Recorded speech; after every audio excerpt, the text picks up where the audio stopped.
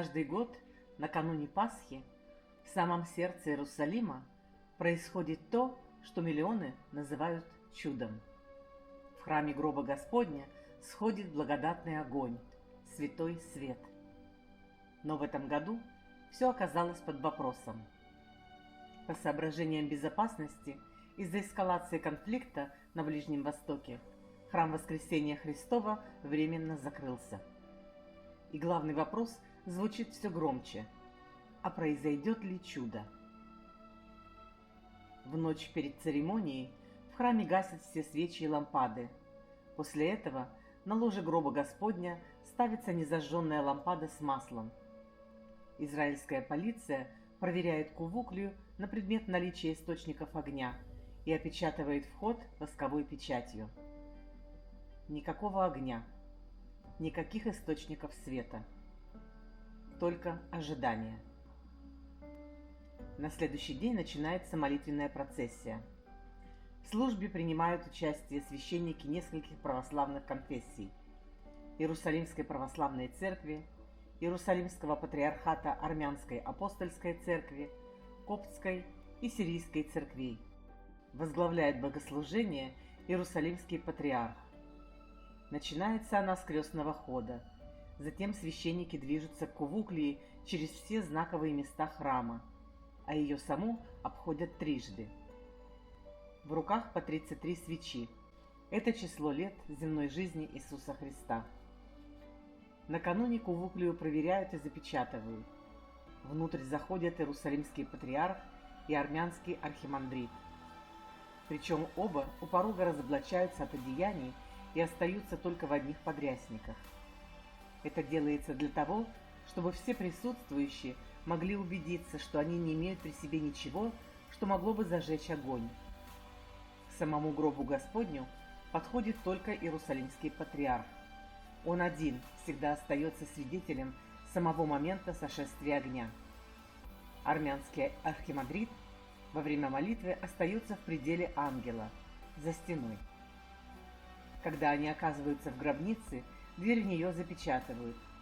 С этого момента начинается всеобщая молитва о даровании благодатного огня. Иногда несколько минут, иногда часы. Перед схождением благодатного огня храм озаряют необъяснимые вспышки света. Патриарх выходит с горящими свечами.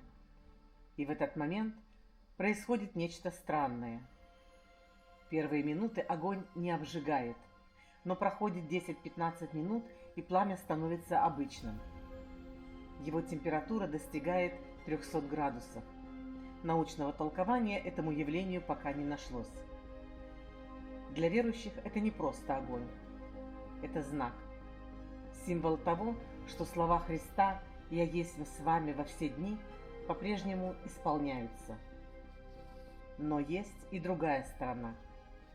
Считается, что если благодатный огонь не сойдет, это станет предвестником конца, последних времен. История знает тревожные моменты. В 1101 году огонь не сходил, пока не допустили восточных христиан. В 1579 году к участию в церемонии не допустили патриарха Сафрония IV и православных священников. Они остались стоять перед закрытыми дверями храма. А в это время священнослужители армянской церкви вошли в кувуклию и стали молиться о снеспослании огня. Но его не было. Православные священники молились у ворот храма. Внезапно колонна слева от дверей храма треснула, и из нее вышел благодатный огонь, который зажег свечи в руках патриарха. До сих пор сохранились следы схождения огня на этой колонне. Третий случай произошел во время действия над Иерусалимом британского мандата. Одними из участников таинства являются молодые арабо-христиане. Как только двери в кувуклию опечатывают, они начинают петь, танцевать и бить в барабаны. Затем, сидя друг у друга на плечах, врываются в храм и продолжают пляски. По легенде, британский губернатор велел прекратить это. Патриарх молился 2 часа, но огня так и не было. Тогда он попросил впустить в храм арабскую молодежь. После того, как они исполнили ритуал, огонь сошел. Сегодня мы видим закрытый храм и ограниченный доступ в него.